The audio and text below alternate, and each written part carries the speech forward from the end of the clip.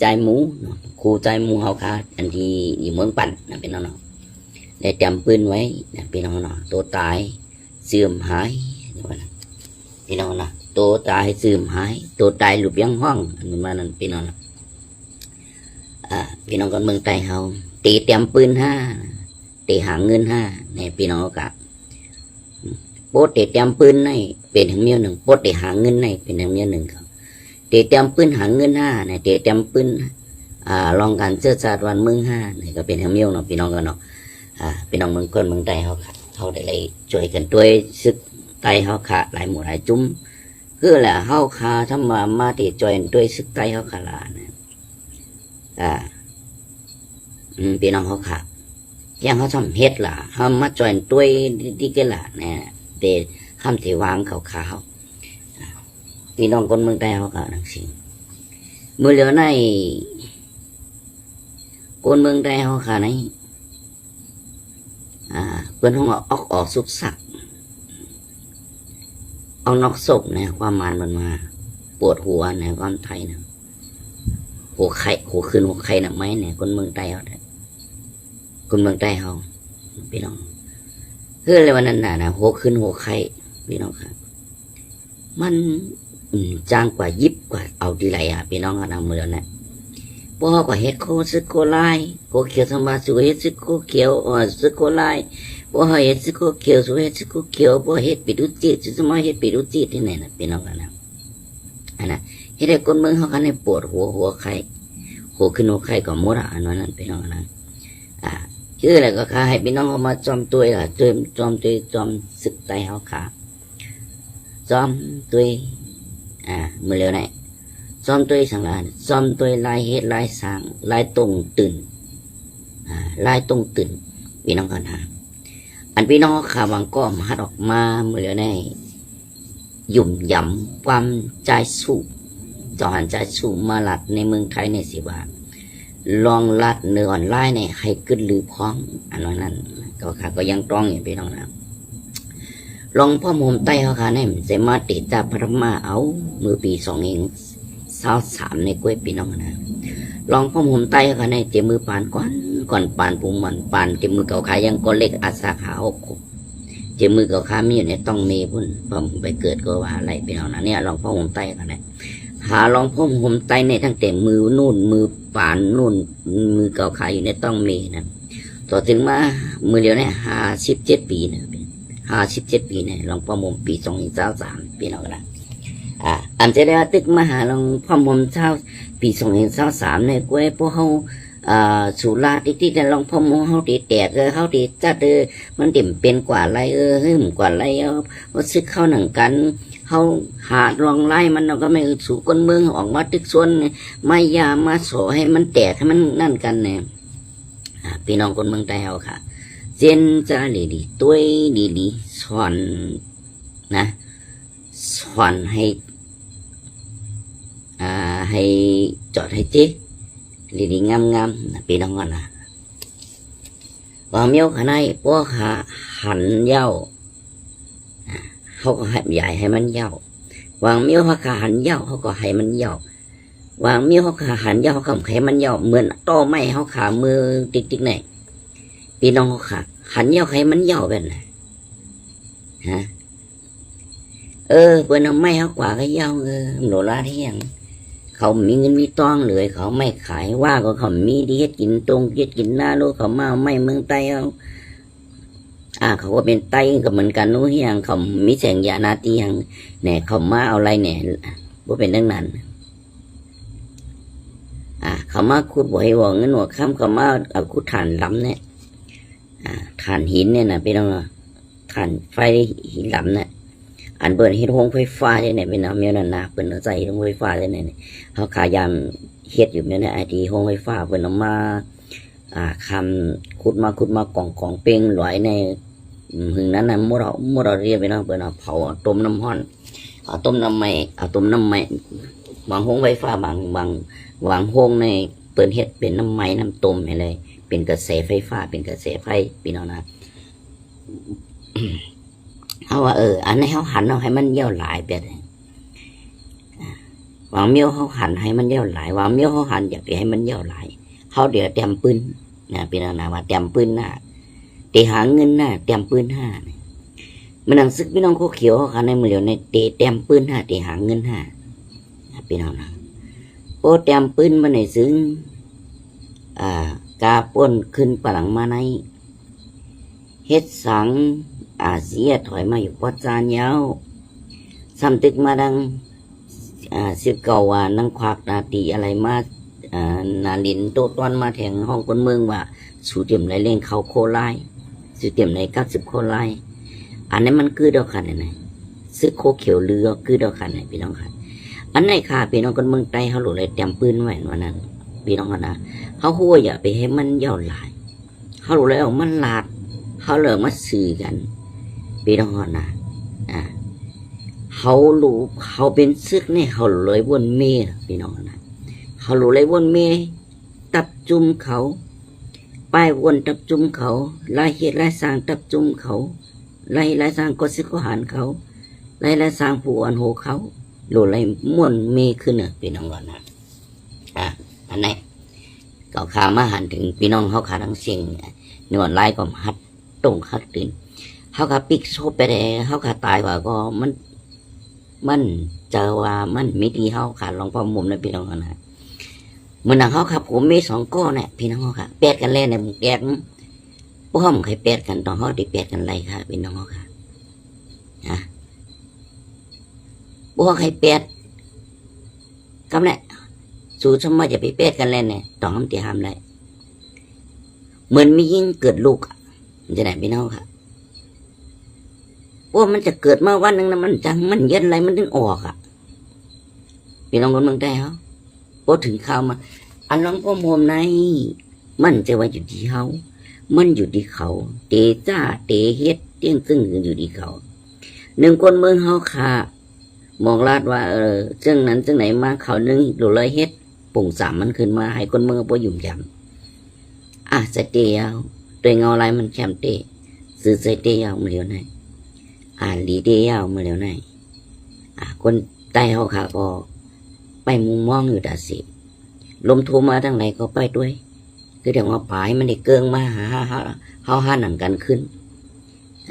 มันหนังปลายไม่สร้างคือเดี๋ยวได้เกิงมาหาเขาบนลมทูมาเนี่ยได้เกิงมาเขาใต้เขาหนังขึ้นเนี่ยคนเมืองเขาก็ไปมองไปมุมมองในดาสิลองพร้อมห่มคนสึกใต้เขาขาลองพ่อมงคนเมืองใต้เนี่ยเขาครับมีลองพ่อมงคนเมืองในแถบหนูรักมันอยู่ที่ลองพ่อมศึกใต้ก็นะเป็นหนึ่งนะก็ส่วนเป็นน้องคนเมืองใต้ก็เขาสมาลาดเนี่ยพี่น้องเขาขาดทางเสียงว่าจะเรียกว่า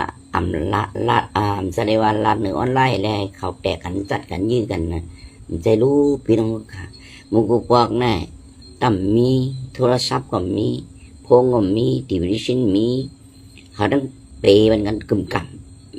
กำพี่น้องเขาดีรู้ตัวหันย้ำเดียวเงาไล่ก็ปลายหลังเป็นวันจะไหนเขาให้มันมัดมือไรต่อมือเหลียวนี่ก็จะพังผ้าก็น้ำปุดล็อกลายมันตั้มปุดเปลี่ยนปลายล็อกลายก็ยังเหมือนเก่าพี่น้องก็รู้ต่อถึงมาเพราะอะไรเลือดออกยางแตกต่อถึงอาสาใต้เขาขาในสัมปอะไรลูกไก่กับในมือเขาเจ้าพี่น้องเขาคนได้รู้คนเมืองเขาเลยตายย้อนคนซื้อเขาก็เลยตายย้อนคนลูกผมเป็นคนเมืองใต้เขาเลยตายย้อนในเขาอันนี้เขาก็หลอกมาลาดในมันพิษลูกพี่น้องเขาค่ะเขาเป็นปุ่นหนึ่งคนเมืองนู้เขาได้ออกมาลาดเป็นปากเป็นเสียงว่ามันเมียนมันจือมันใจมันหมานสุดสรุปเลยไปซึ่งนั้นซึ่งไหนเลยไปเส้นทางในเนี่ยพี่น้องเขาที่เขาออกมาลาดนะพวกมาด้วยมือเลยมันหื้อกันแต่เกินสู้กันนั้นขยับพี่น้องนะ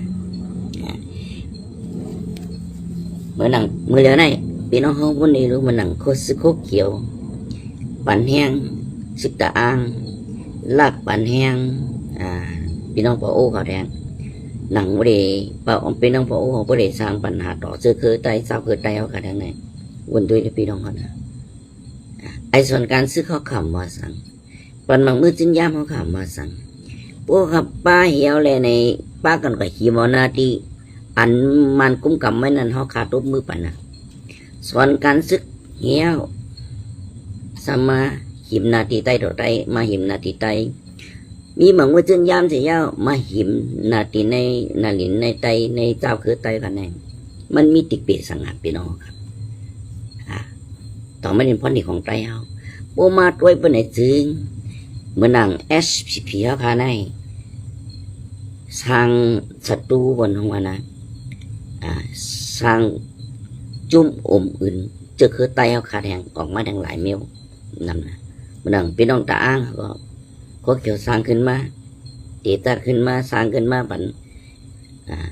พี่น้องก่อนนะสร้างขึ้นมาคำไหนเขาเลือกเอาอันในปลองเขานะเขาเอาปลองเขากล้วยเขาเอาตาอ้างเขากล้วยนะในวันไหน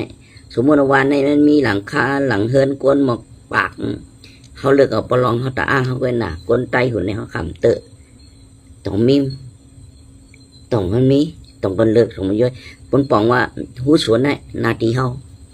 มันใครมีคืออะไรมีมันใครมีอีกอลิชมูเสือไตใครมีปลองบอกว่านาทีเฮาเนี่ยต้องจบต้องมั่นใจพี่น้องคนเมืองไทยเฮาแต่มั่นใจค่ะนี่นะพี่น้องคนเมืองไทยขาวเพราะว่าเขาสร้างซึกขึ้นมาในเฮาขาสร้างก้นมีน้ำกัดตั้งเขียนขึ้นมาแต่ได้ต่อสู้อาจุยะลงบงซึมันอันมากี่เน็กๆถึงเฮาเจ้าคือเจมือปานก่อนปานปูมันเนาะแล้วต่อหันย่ำเหลียวในได้เอาขัดตัวมือปานเนาะอันจะเรียกว่าสร้างก้นสร้างซึกขึ้นมาเฮียแลตาเดมาปาดเฮาขัดในคือใต้เฮาขัดในขึ้นหนังกันขึ้นเจ้าคือหนังกันขึ้นไหนมันตรงมันแมนค่ะพี่น้องค่ะตรงมันแมนมันแมนมันนั่งพี่น้องปะโอเขาก็พร้อมยาวตาเตะตังปะโอปีนี้พลองก็พร้อมยาตาเดบินพลองปีนี้ว่าก็พร้อมยาจะเป็นว่าปีนี้เป็นยอดนะปะโอเป็นยอดดีมานจะเป็นปลองปะโอปีนี้เมืองปะโอปีนี้เนี่ยเขาก็บอกว่าเขาเมืองปะโอว่าก็พร้อมมาแต่เดมีเมืองว่านยอดดีมาน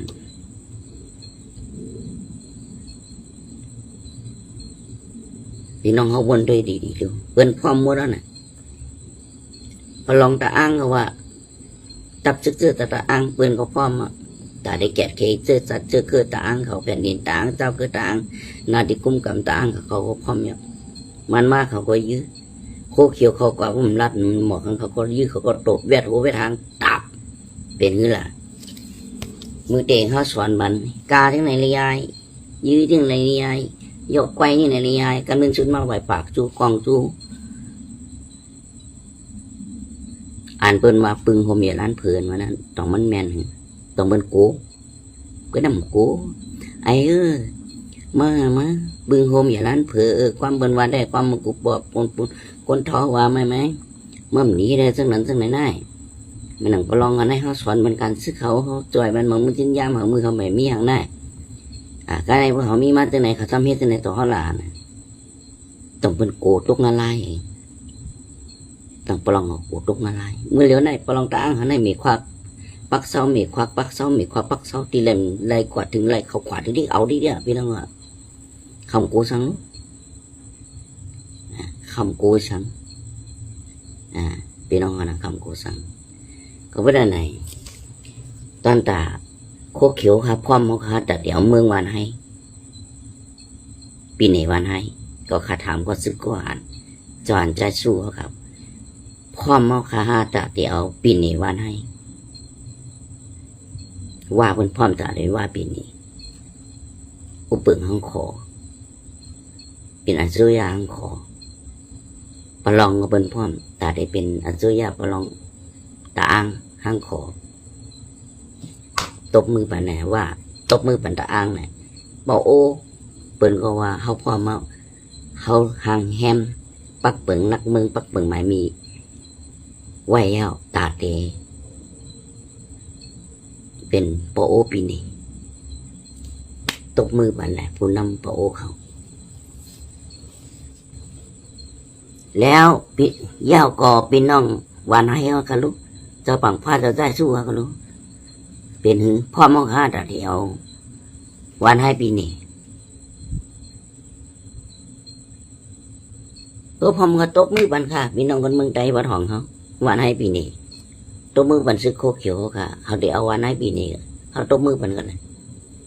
พวกเอาวันให้ปีนี้ก็มันจ้างเราได้แรงก็แล้วเราได้แรงปีนี้นั่นแน่พี่น้องกันเนาะมันจะไหนพี่น้องเขาค่ะก็เพื่อสภาวะมันเป็นมาซึ่งนั้นพ่อมันเนี่ยเมื่อป่าแรงสายปีนี้พ่อมันเนี่ยไปดูจิตเขาค่ะพร้อมแต่ได้เป็ดคือไตเขาคันเนี่ยพร้อมแต่ได้เป็ดเนื้อจะซื้อคือไตเขาค่ะนี่น่ะพี่น้องคนเมืองไทยเขาค่ะอันเขาว่าในพวกหัวก็ใหญ่มันเป็ดหลายเขาหัวรู้ไหนหัวรู้มือเดียวไหนเปิ้นจำสร้างกินนากินตาเขาพี่น้องสาวคือไตรู้ไหนเขาเริ่มสร้างกินนี้อิดเขามีซึกไตเขามีซึกนั่นมีทั้งหลายหมู่หลายจุ่มมีจุดจิตเขาก็มีจำใจอาจุยามันเขาก็มีนั่นจำใจว่างเขาก็มีนั่นต้องเป็นกูกินต้องเป็นกูกินไตเขาต้องเป็นให้เกียรติไตเขามีมือไปก็ปล่อย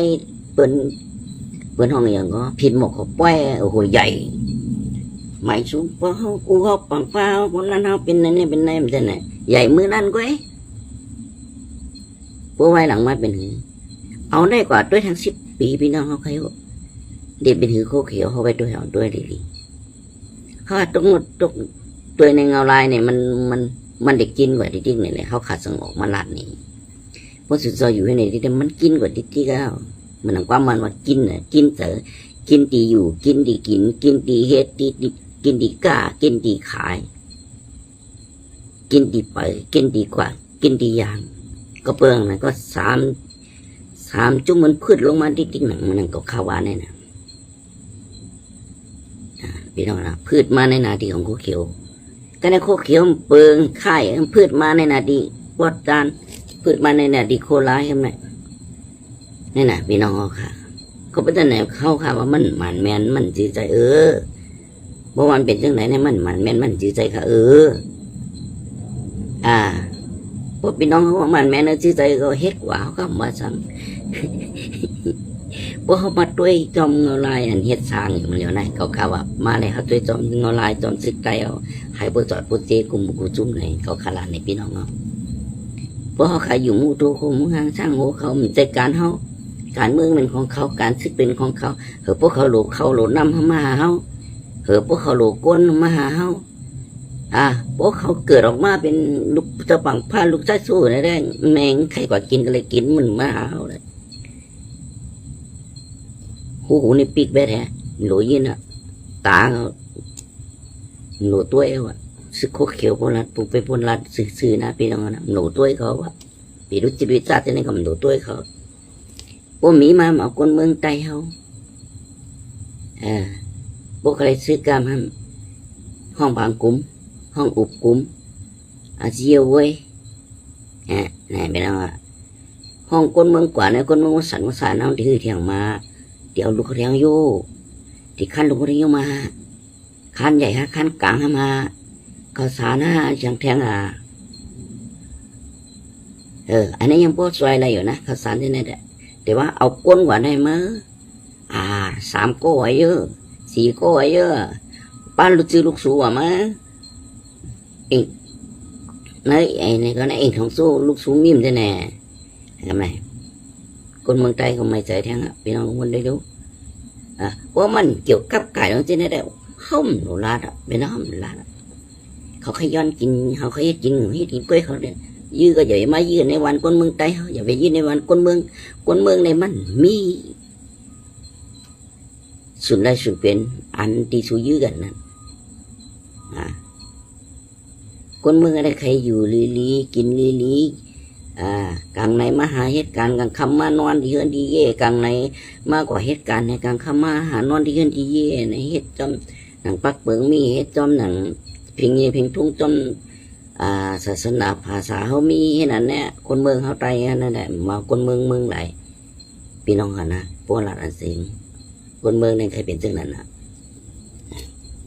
เมื่อน่ะพี่น้องคนเมืองไตเขา เพราะว่าซึกไตเฮานั่นมันมีหมู่เหลียวซุ่มเดียวมันในการเจอจาเต้มันหมันแมนเต้มันซื่อเจอเต้คนเมืองก็สังเจอว่าเปลี่ยนพักที่จะนั่งเขียวเขาเลยกินจอมสังจะเป็นเนื้อเขาเลยกินจอมเพื่อต้องหันน้ำหันตูเป็นรูปธรรมในความไทยพอน้ำพอตูมันคนเมืองที่เทว่าเขาอยู่มาในเจมือเก่าเล็กตัวโป้ใหญ่โหกระปุกขอกในกำไปหันน้ำตอนเมืองไตน้ำตอนเมืองไตน้ำตอนสึกไตมาไหนกำว่าน้ำกวนเขาขนาดมันออกซึ่งไหนมาหลัดมาซึ่งไหนเป็นอะไรพี่น้องวันนี้รู้เจนจัดรู้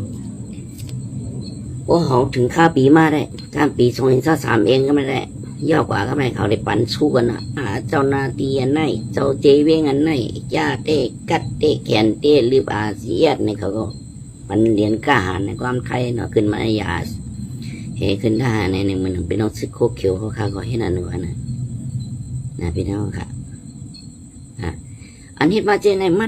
นเป็นตาไตเขาขาลูกมันเป็นตาเจ้าคือตาเพียนดินตาวันเมืองเขาขาเสียอิดพี่น้องกันนะอันนี้ก็ดูมันอยู่นะ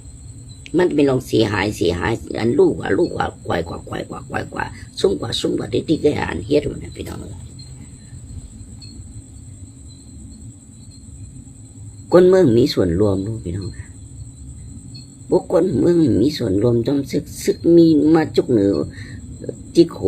คนเมืองอะไรที่จำลงจะไหนในตัวมันในใจมันมาพี่น้องมันการเสียจากก็มีเสียจับพอกต่อเจอต่อเคิดต่อวานต่อเมืองต่อแผ่นดินต่อน้ำนีนผามันดีกว่าขึ้นนาอะไรพี่น้องค่ะมันก็มันโตต้นเลยรู้ว่าการเมืองการซึกมันก็โจมจึกอยู่นั่นนะพี่น้องหนึ่งเฮ็ดหนึ่งโจมซึกหนึ่งเฮ็ดหนึ่งตึกหนึ่งเฮ็ดหนึ่งกันเมื่อเขาฝันเอาให้หนาพี่น้องครับจอยฝันเอาได้ยังไงเขาลืมมันกว่าพี่น้องเขาลืมมันกว่าเมืองไทยให้กัดเย็นนะเขากล้าปลือได้เขาฝันนั่นนะพอมาตัวเต้นนะพี่น้องเมืองไทยเขาไตเขาในโจกดีนะบทด้วยดีๆพี่น้องสาวเกิดไตในโจกดีเขามีซึกนำให้เปิ้นแล้วก็เขามีซึกอ่อนตั้งเปิ้นมาเขามีซึกอ่อนตั้งพระโอแทงเขามีซึกอ่อนตั้งตะเกากลางแทงเขามีซึกอ่อนตั้งว่าแทงไตเขาในโจกดีเฮสังกำไปกำมาในกำมาเป็นโจกไล่มาอยู่ไปไตเปิ้นใช่ว่ามาเป็นนำเบิร์ดนำไม้สองแห่งซึกในเมืองมานังหมดว่ามาใหญ่เป็นหือพี่น้องคนที่รู้แห่งไตห้ามเทียนเลขลงอ่ะดึงในกำไหนวันได้เลยแหละแห่งเลขลงว่าเลขลงเก็บลงตีอยู่ที่กินก็เก็บลงตีหาไปมาก็มีก็เก็บลงต้มอยู่มาถามเลยเจ้าใจสู้ถามเลยจะฝังผ้าปอดห้องเก็บลงตัวตอนถามด้วยเลยพี่น้องว่ามึงครูปอกอะไรโคเขียวเขาอยู่กันในไหมมึงครูปอกโคลาอยู่กันในไหมมึงเหลียวได้โคเขียวเขาอยู่แล้วว่าเป็นกันตีในเป็นปลองตาอ้างของมัวระหว่างเขาต้านมาดเหมือนกันเจ็บตัดเหมือนกันจิ้วที่กินไปแล้วอันนั้นเปิดห้องมาเก็บลงออกมาพอต้านมาดปลองเปิดกระปุกปองตาปลองตาเจือคือตาเต้าคือตาจ้ามเปิดปกจะไหนพี่น้องเขาค่ะต้องมันแมนค่ะพี่น้องคนเมืองใต้เขาค่ะต้องมันแมนค่ะก็เพราะฉะนั้นพี่น้องเขาขาตั้งเสียงเลยหนอตั้งคือของเขาอันนี้ก็มันต่างมันเอาดีก็ขาใครซึกไตเขาขานั่นอันนี้เขาออกมาลาดนี่ให้มันเป็นเสียงอิดออดอ่อนตอนหนึ่งเลยในเอากับวนด้วยทัดสางด้วยเสื่อมใจปุ่มยุ่งเอาในของมันได้มันตีดินก็เก็บเขาตั้งกวางเก็บเมืองเขาใน62,000 เองครับปากรักไม้เนี่ยที่อยู่บ้านให้นั่นก็ที่เก็บเขาพวกเก็บเขาก็ได้มาเข้ามาหาทางโคไลกับไหนวนด้วยลูกพี่น้องเขาไต้เขาเด็ดไรในกำมือไว้กาคือแผ่นดินไต้เขา62,000 ปากรักไม้นั่นนี่นะพี่น้องเขาค่ะแต่ที่เขาในหัวปากนะครับกำไม่70% 80%เจ้านั่นก็เป็นรองของเป็นน้องเจ้าคือเขาก็ว่าสังก้อยไหนไปยื้อกันเขาอย่าไปยื้อกันนั้นหมดมีสึกก็มีว่าสังก้อยหน่ะหมายเลข1นั่นแหละเขาเดินยืมมันมีเดี๋ยวอันนี้ที่เขาขำว่าสังสึกจุ่มอะไรก็ยังเจ้าคืออะไรมีสึกมาจุ่มมาก่อน แต่เนี่ยพี่น้องค่ะมีศึกมาจุ่มแหลกมากเขาขำมาซะบ่เห็นนั่นในว่ามีมาตบอาเจียเด้อตบนั่นเด้อสาบนั่นเด้อให้อาเจียเด้อพวกอาเจียเย้าอย่าขี้แข็งอย่างเงี้ยมันก็มันคุกเขียวก่อนจะได้ก่อยต้องเปิดนี่ก่อนเปิดน้องกินข้าวนั่งก่อยนั่งอะไรก่อยต้องเปิดอ่ะพี่น้องนะเหมือนมือเดียวได้น่ะพี่น้องอ้อสาอันหนามีรู้อ้อสาอันหนาพี่น้องปังผ้าอยู่ได้อ้อสาอันหนาซึกคุกเขียวมีก็ได้อันมีเนี่ยมีอ้อสาอันหนานี่คือย้อนกันโตมันที่รู้อันก็ลองเขาแบดหางันก็เขาพี่เด้อเขาเลยขึ้นมือแบดนั่นให้มือป้าหมอยาเขาแตกให้มือกันโตตาบุ้งจ่อทั้งโยวันนั้นเขาขึ้นมือดังบนเขาพี่เด้อเขาเลยลาสูนาเขาย้อนพิษว่าตาบุ้งจ่อเขาโคเขียวเจ้าปังผ้าเจ้าชายสัวให้ต่างตัวเจเวียงมาย้อนนอนย้อนเอาขว้างย้อนคุบไวกะละวันนับยามถึงกูเลยพิษเปิงกะยากรรมมาแปดวัดสิกรรมมาแปดมันนอกกรรมมาแปดตั้งใจเลยสั่งเลยตั้งใจเลยสั่งเลยก็อันนี้กับวันทำเมื่อนะเขาเต็มปันเป็นแทงเขาเต็มขึ้นมาแทงยาว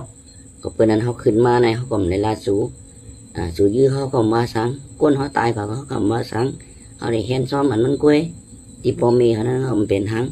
เขาเดี๋ยวเงินก็ทรายมันกุ้ยพอมีสิกไตนั่นพอมีลูกสิกก็สิกว่าเนานั่นซูมหลงไม่ใจทั้งหน้าเขาย้อนกันโตแห่ข้าวในก็สุก็ปล่อยพาปันเฮาหน้าสุจะเปียตั้งพิษปันเฮาโกลองเขาเป็นอ้อยหลีแตกกันอ้อยหลีถาวรเขาแตกกันก็เรียกว่าเพื่อนสมิธเนาะใกล้ก่อกันแตกกันนี่โกละนั่นแตกจัดกันนี่แหละเขาก็ย้อนกันโตสูหน้าตาพงเจ้านะเท่นั้นน่ะพี่น้องค่ะมันมีที่ไหนลูกอันคนเมืองเขาลัดเนี่ยมีที่ไหนน่ะที่ไหน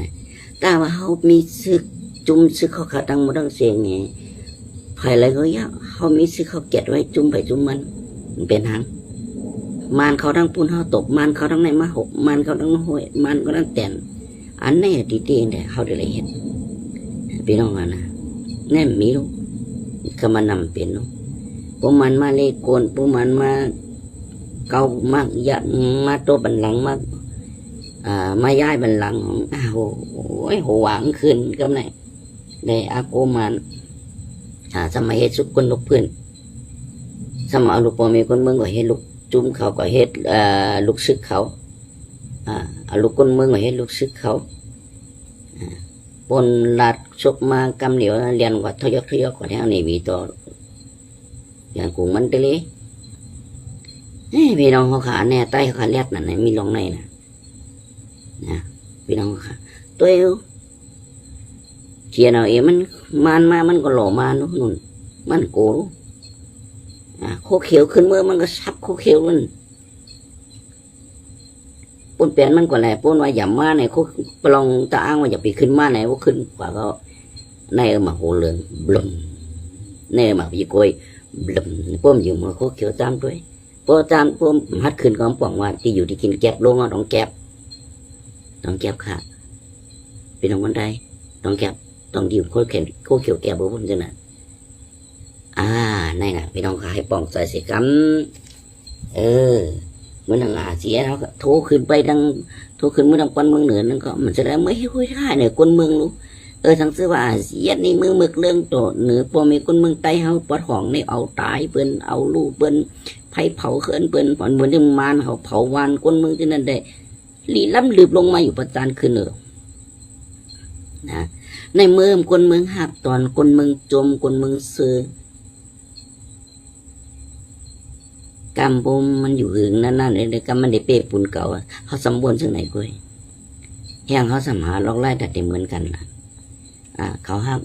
โคไล่เขาก็หลุดไล่หักเขาได้คือให้เขาหักล่ะ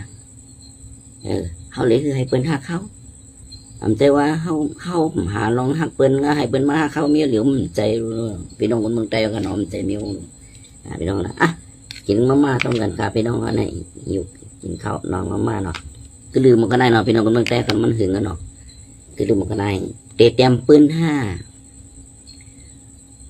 เตรียมปืนเตเฮ็ดป้ายมากมีตอนแรกพี่น้องเขาเขียวกันนะเพราะสุดท้ายเตรียมปืนก็เจิดจัดวานเมืองภาษาศาสนาเนี่ยเป็นอันเงาหลักเงามันเพราะว่าเจิดจัดไหนเขาเป็นเจิดจัดทางเขาเป็นเจิดจัดไตเขาดูเลยไปหลอมเจอคือไตเจ้าคือไตแผ่นดินไตวานก้นไตวานเมืองไตชานสเตท62,000 ปากหลักไม้เขาดูเลยเอาห่มลมได้แกดเคตึกเอาขึ้นมือเหลือในห้องอะไรอยู่ในกำมือลูกเขาเลยว่าตึกเอาขึ้นลองสุดละสุดเป็นกวนห้องในเป็นห้องเด็ดเตรียมปืนโปรเตรียมปืนวันไหนโปรเตรียมปืนนั่นไหน